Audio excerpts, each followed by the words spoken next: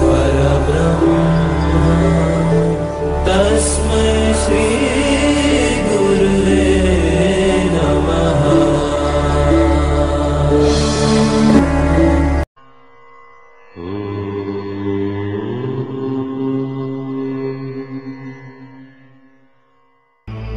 गुरुकुल का हर पाठ होता है पूर्व निर्धारित, हर प्रश्न भी, हर प्रश्न का सही उत्तर भी। पढ़ाने से पूर्व जानता है गुरु कि उसे क्या पढ़ाना है, और विद्यार्थी के पास हर समय उपलब्ध होते हैं ग्रंथ। किंतु जीवन में कुछ भी पूर्व निर्धारित नहीं होता, न प्रश्न न उत्तर, न सहायता के लिए गुरु न ग्रंथ। जीवन में हर प्रश्न के एक से अधिक संभावित उत्तर, उचित उत्तर चुनना है बिना किसी सहायता के।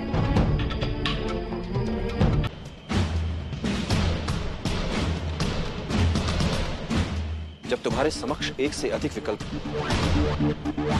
और निर्णय लेना कठिन हो रहा,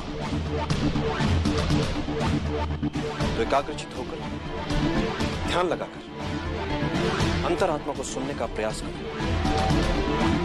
अंतरात्मा के संकेत नियति को स्वरूप देते हैं। नकारात्मक सोच बुरी होती है भद्र। ये एक प्रकार की संक्रामक बीमारी होती है जो अपने आसपास सब में निराशावादी दृष्टिकोण ही फैलाती है। इससे बचना चाहिए, सदैव सकारात्मक ही सोचना चाहिए। बच सकते हैं। अति बुद्धिमान क्या होता है? सामान्य बुद्धि चातुर्य से कुछ अधिक।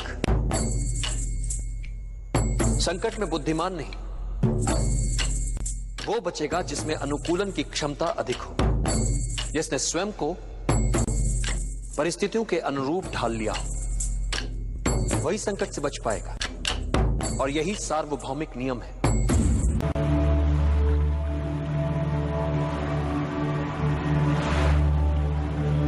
यह अवसर है पुनर्जन्म का। देश के हित में क्षात्र धर्म से मर मिटने का अवसर है ये। फिर जीने का अवसर है ये। गौरव जो मिट चुका है देश का, उसे पुनः पाने का अवसर है ये। मातृभूमि को नमन कर सके, इस लायक बनने का अवसर है ये। एक नए नव निर्माण का अवसर है।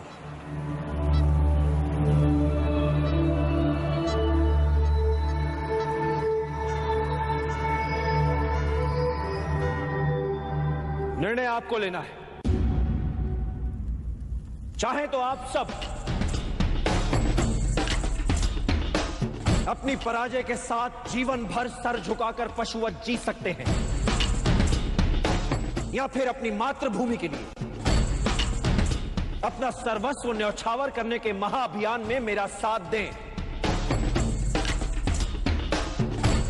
मेरा सदा पराजय की अनित्यता में विश्वास रहा है।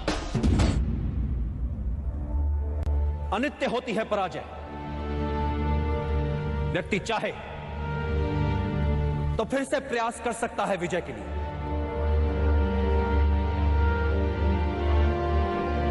जब वो मन से पराजय को स्वीकार करता है, तब वो होता है पराजित। कई बार मन से पराजय को स्वीकार करने वालों को, हार से हताश होने वालों को इस बात का पता ही नहीं होता कि जब उन्होंने साहस छोड़ा तब वो विजय के कितने निकट थे। हर पराजय विजय यात्रा के मार्ग में आने वाली एक अनुभव मात्र होती है। ऐसा अनुभव जो हमें कुछ और सिखाता है,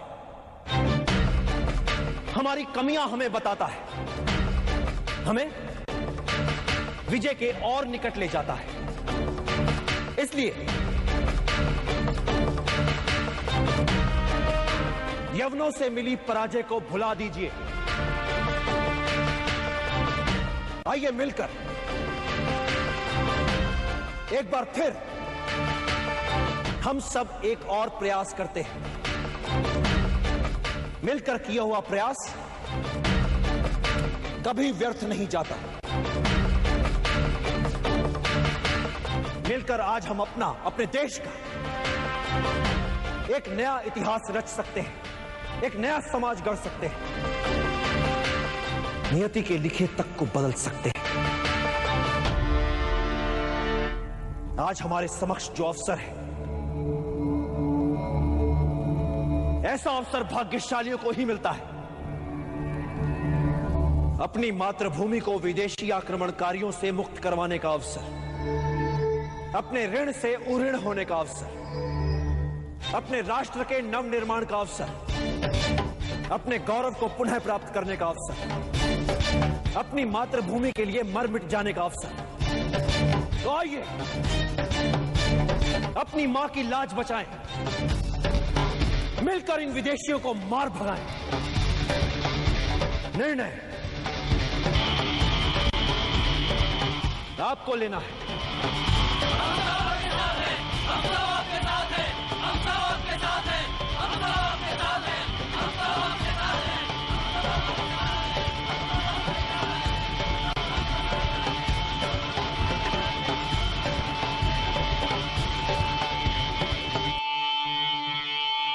योजना में मात्र लक्ष्य निर्धारण महत्वपूर्ण नहीं होता। महत्वपूर्ण होता है वो प्रयास जिससे लक्ष्य प्राप्त किया जाता है। चिंतित ना हो, 99% यही संभावना है कि महाराज पुरु और कैलिस्थनीज दोनों असफल ही होंगे।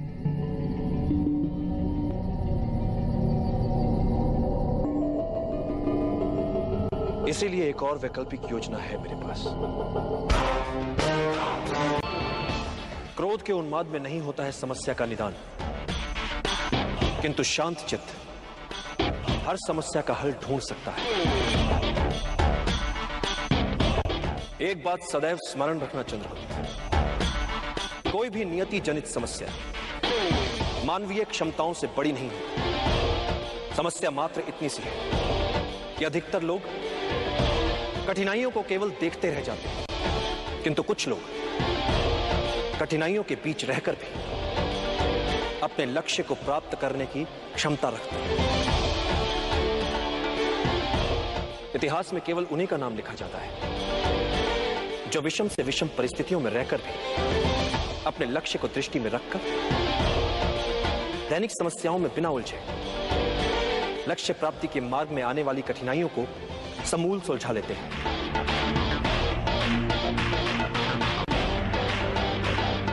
इतिहास साक्षी है चंद्रकांत, महान वही बन पाया है जिसने अपनी कठिनाइयों को आगे बढ़ने का अवसर बना लिया,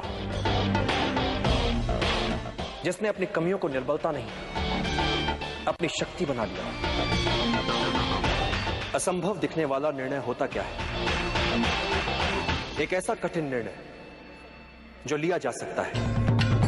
इसलिए चाहे जितना असंभव लगे, निर्णय लो, क्योंकि समस्या को अनिर्णय से खींचोगे तो समस्या तुम्हें खा जाएगी। निर्णय लेने में साहस करो, फिर देखो इतिहास तुम्हारा नाम कैसे अमर बना देता है। एक सरल नियम है चंद्रगुप्त,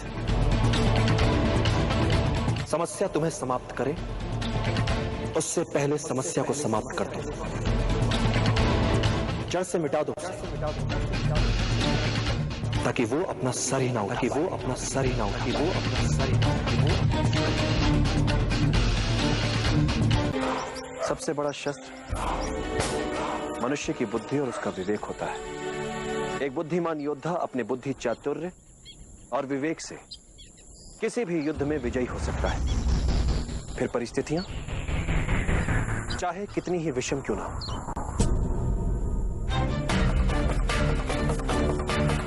शासन के लिए सभी मनमाने अधिकारों का केंद्र नहीं हो सकता, क्योंकि मेरे विचार से राजा को एक निश्चित समय के लिए शासन मिलना चाहिए,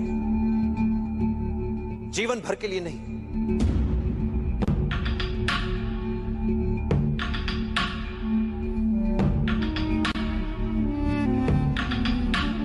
क्योंकि एक राजा को अपने लिए, अपने परिवार, अपने वंश की महिमा के लिए या अपने साम्राज्य की मान सम्मान प्रतिष्ठा के लिए समय नहीं गंवाना चाहिए।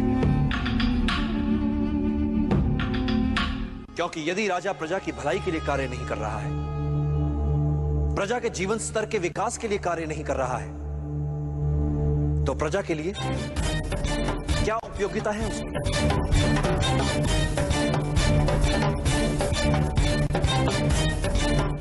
मैंने तुमसे कहा था ना कि चाणक्य बहुत गुणी है।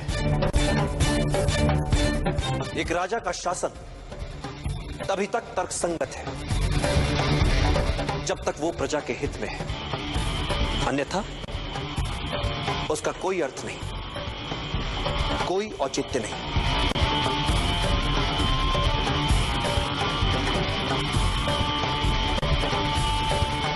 तो फिर आपके विचार से एक राजा की सही भूमिका क्या होनी चाहिए? एक राजा को सबसे पहले अपनी प्रजा के लिए सुशासन स्थापित करना चाहिए। एक मूल मंत्र है, बहुजन हिताय, बहुजन सुखाय।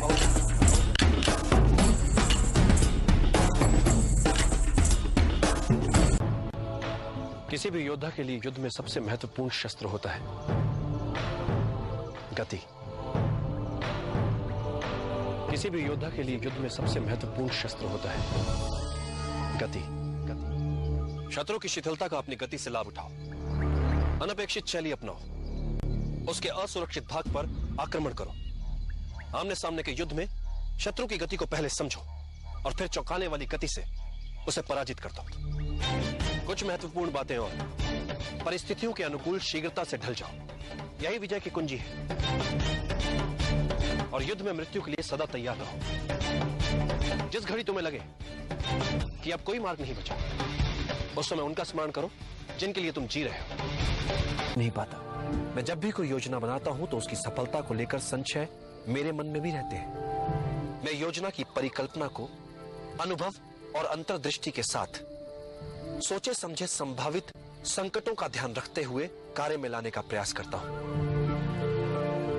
किंतु कार्य की सफलता योजना, भाग्य और अंतरात्मा के स्वर के मिले जुले असर से तय होती है। कार्य की सफलता में इन तीनों की बराबर की भूमिका होती है।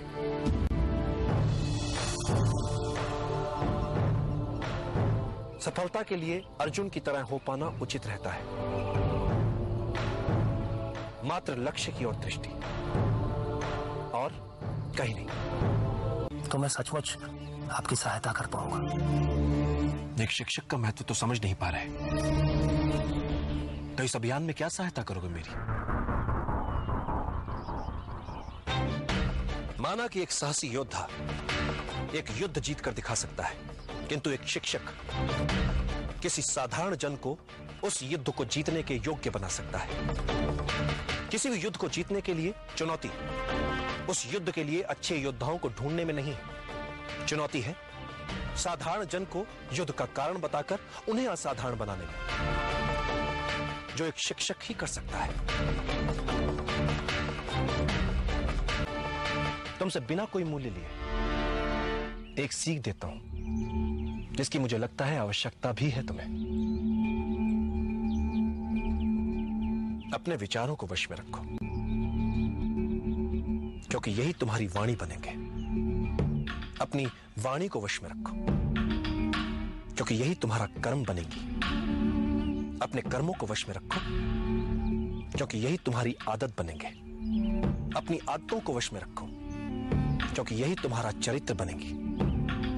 और अपने चरित्र को वश में रखो, क्योंकि इसी से तुम्हारा भाग्य बनेगा। और सुखदा, उन्हें कैसे जगाया जाए आचार्य? एक निराशावादी को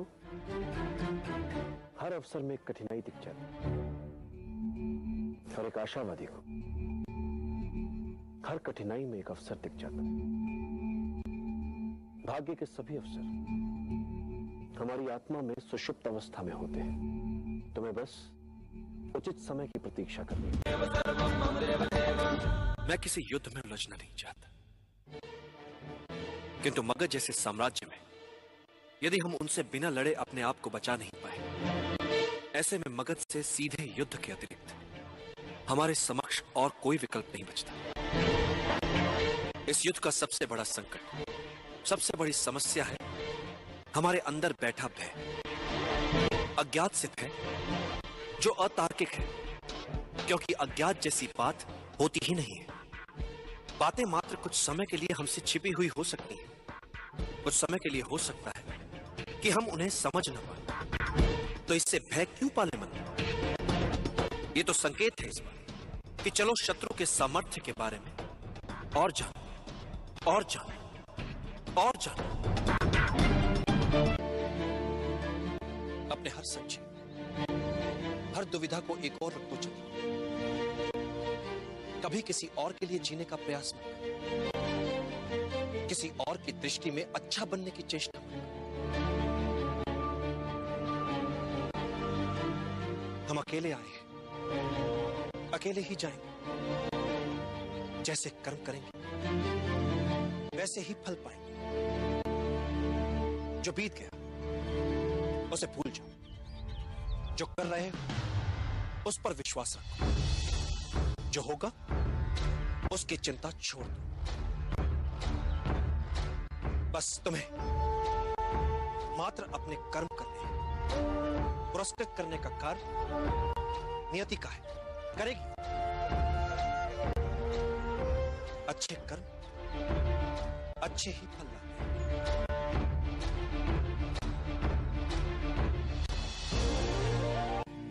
मैं एक गाथा सुनाता हूं।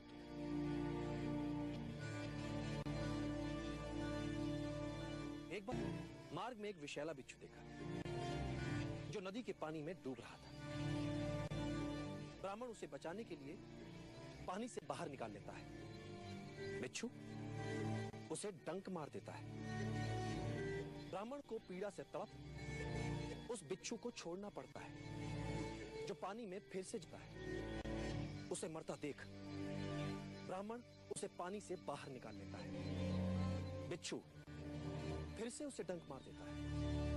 ब्राह्मण के निकट खड़े शिष्य ने विस्मित होकर उससे पूछा, गुरुवर, आप इतने ज्ञानी हैं, ये जानते हुए कि बिच्छू की प्रवृत्ति डंक मारने की है, आप उससे खेल रहे हैं।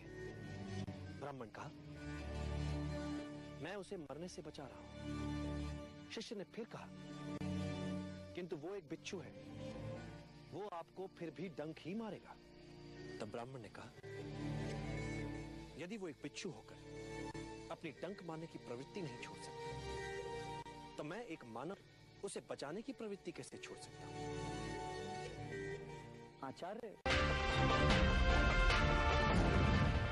आचार्य, आप सदैव यूं खुले में साथ साथ पैदल घूमने को इतना महत्व क्यों देते हैं? पृथ्वी, आकाश, वन, मैदान, झील, नदियां, पहाड़ और सागर, ये सब हमारे श्रेष्ठ शिक्षक होते हैं। हमें इनसे पुस्तकों से भी अधिक सीखने को मिलता है। बस हमें सचेत होकर इनके बीच घूमने की आवश्यकता होती है। दूसरे सब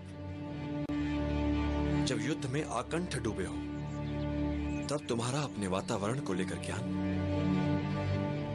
तुम्हें ऐसे अस्त्र शस्त्र प्रस्तुत कर सकता है जिसकी तुम कल्पना भी नहीं कर सकते। और जब तुम बचने के लिए छटपटाते हो, तब तुम्हारा ये प्रकृति का ज्ञान तुम्हारा रक्षक बन जाता है। मैं कुछ समझा नहीं आचार्य।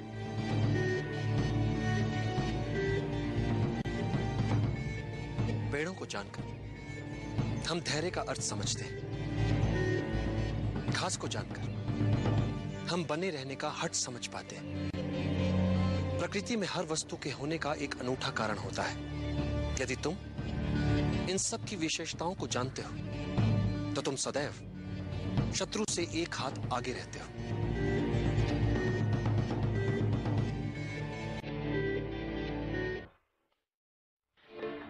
पसीने की एक बूंद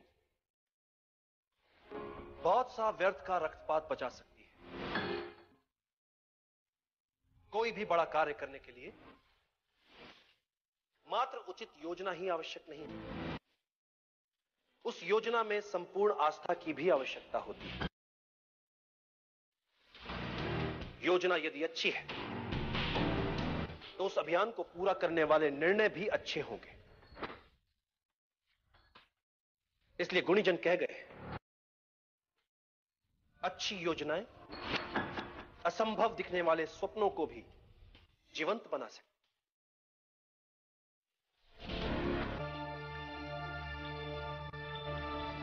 विजय के लिए जीतने की मात्र इच्छा पर्याप्त नहीं होती। विजय के लिए की गई तैयारियां अधिक महत्वपूर्ण होती है। विजय यूं ही कैसे मिल जाएगी? विजयी तो हर कोई होना चाहता है।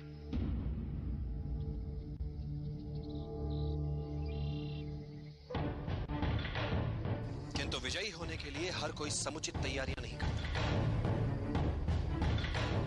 जीतने के लिए की गई तैयारियां जीतने की इच्छा शक्ति को और दृढ़ करती है। एक बार युद्ध आरंभ हो गया तो जीतने के लिए तैयारियों का समय बीत जाता है। चलते युद्ध में आप युद्ध करेंगे या उसे जीतने के लिए आवश्यक तैयारी? युद्ध के लिए की गई तैयारियों का अंतिम चरण मात्र होता है, जिसका निर्णय उसके लिए की गई तैयारियों द्वारा ही निर्धारित होता है। इसलिए विजय के लिए आवश्यक है विजय के लिए की गई तैयारियां। एक बार जीतने के लिए ढंग से तैयारियां कर ली तो फिर विजय निर्विवाद हो जाती है। युद्धों के निर्णय सैनिकों की संख्या से नहीं निकलते,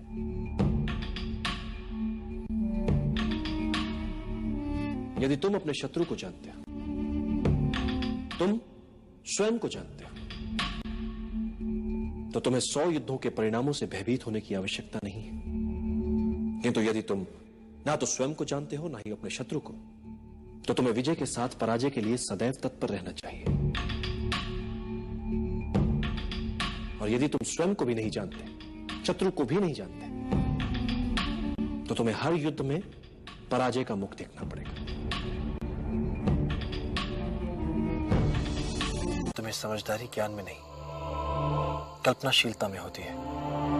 और आज के युद्ध का भविष्य मैं अपने शिष्य की कल्पना पर छोड़ता हूं। डूबते हुए बेड़े से जीवित कैसे बचकर निकला जाए, किसी चूहे को सिखाना नहीं पड़ता। विजय श्री उन्हीं का वर्णन करती है जो कोई भी मूल्य चुकाने के लिए सदैव तत्पर हो। इसीलिए एक अच्छे योद्धा का आकलन बहुत सरल होता है। उसे किसी भी विपरीत परिस्थिति में छोड़ दो, वो वहां से विजेता बनकर ही लौटेगा। जो मेरा शिष्य करेगा आज। अखंड भारत का निर्माण करना है, कई योजनाएं बनानी है।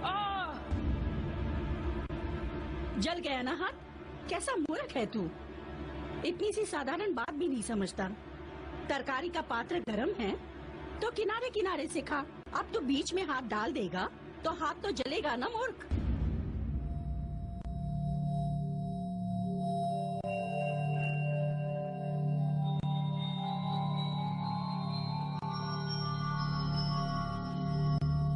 साधु, ऐसी व्यवहारिक शिक्षा पुस्तकों से नहीं, एक मां से ही मिल सकती है।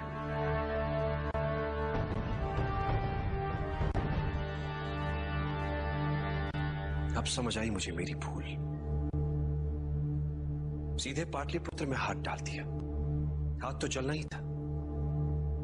पहले आसपास परिधि के क्षेत्रों में डालना चाहिए था हाथ। किंतु हम अपनी असफलताओं से सीखेंगे। पहले पाटलिपुत्र के बाहर छोटे छोटे राज्यों को बनाएंगे अपना लक्ष्य, फिर एक चक्रव्यूह बना घेरेंगे उसे, फिर अंत में करेंगे पाटलिपुत्र पर आक्रमण। पहले परिधि, फिर केंद्र।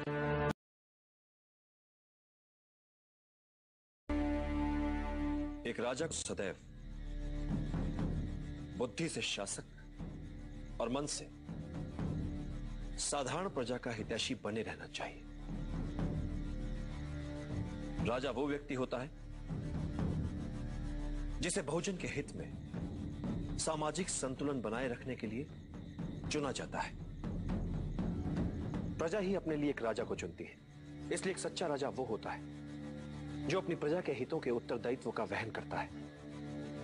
उसके लिए प्रजा की सेवा और सम्मान उसके जीवन से अधिक प्रिय होते हैं। उसके लिए कठिन और अपेक्षित कार्य अपनी साधारण प्रजा में से किसी सर्वश्रेष्ठ को चुनना नहीं, अपितु उन साधारण व्यक्तियों में से किसी एक को सर्वश्रेष्ठ बनाना होता है।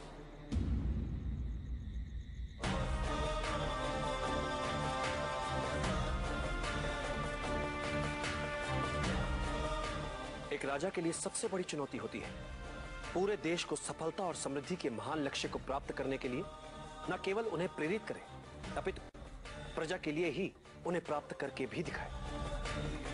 एक राजा को उसकी सेना अमर नहीं बनाती और ना ही उसका धन वैभव। उसे अमर बनाते हैं उसके बनाए हुए मित्र, उसके किए हुए भले कार्य, उसकी अर्जित की हुई सद्भावना और सत्यनिष्ठा।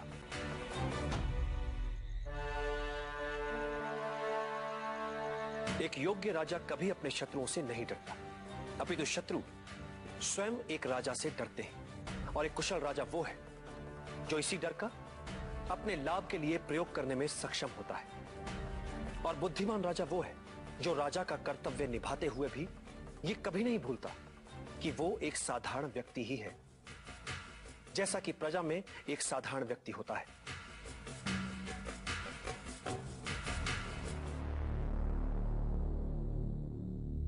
ये व्यवस्था ही है जो किसी को राजा तो किसी को प्रजा बनाती है। और यह व्यवस्था कई छोटे छोटे साधारण जनों से बनती है। इसलिए राजा जो करे जो सोचे तो साधारण जनों के हित में। प्रजा का विश्वास और समर्थन एक साधारण राजा को असाधारण, शक्तिशाली और लोकप्रिय राजा बनाता है। और जब भी राज सिंहासन पर बैठो, एक बात सदैव याद रखो, जब तक बहुजन हिताय, बहुजन सुखाय वाली नीति पर नहीं चलोगे, सिंहासन पर बने नहीं रह पाओगे। राज सिंहासन की शक्ति लोकहित में छिपी है। अन्याय और भ्रष्टाचार पर टिका राज्य नहीं चल सकता।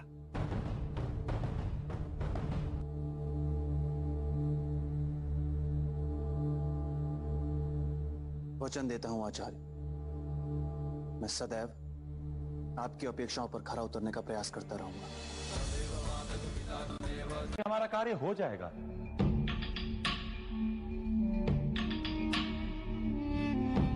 हर महान जीत के मूल में होता है लगातार सचेत रहना,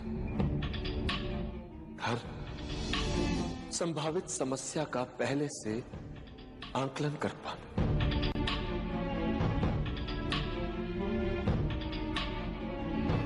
उन्हें समय रहते समझकर नए नए हल ढूंढना। सब कुछ छोटी छोटी बातों को ध्यान से पूरा करने पर निर्भर करता है। साधारण सी भूल कर सकती है सारा अभियान चौपट। इसलिए तुम नायक अपने उत्तरदायित्व से कभी मुंह नहीं मोड़ता।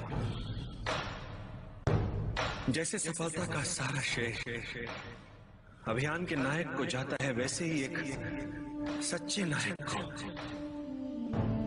असफलता का सारा श्रेय अपने सर लेकर ये मानना चाहिए कि उससे भूल हुई है, त्रुटियां हुई हैं। जिस नायक में अपनी पराजय स्वीकार करने का साहस नहीं है, उसे नायक कहलाने का कोई अधिकार नहीं।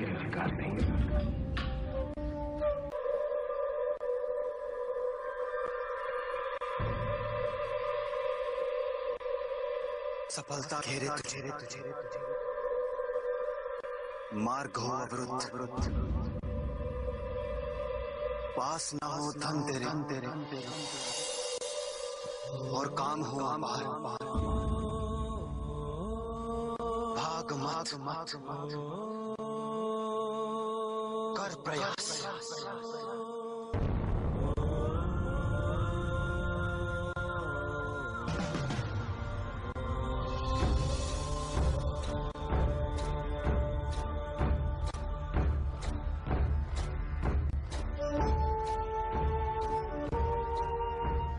चाहे तू हंस किंतु आंखें हो नम, भाग मत कर प्रयास। रात ही दिन निकलेगा, फिर सूरज दूर क्षितिज पार, भाग मत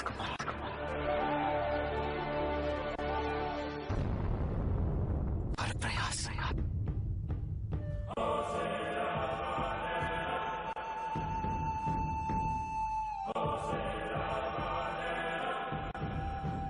पीड़ा ही सुख है।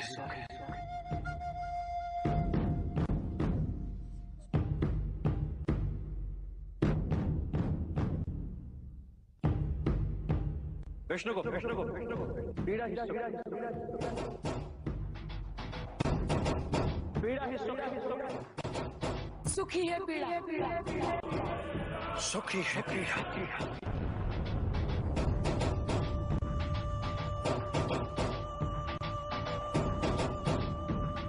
हार ही जीत ही है हार।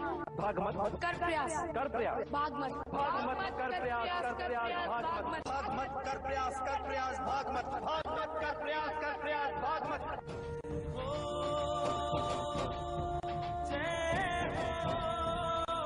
हार ही जीत है, जीत ही है हार। भाग मत कर प्रयास, भाग मत कर प्रयास, भाग मत।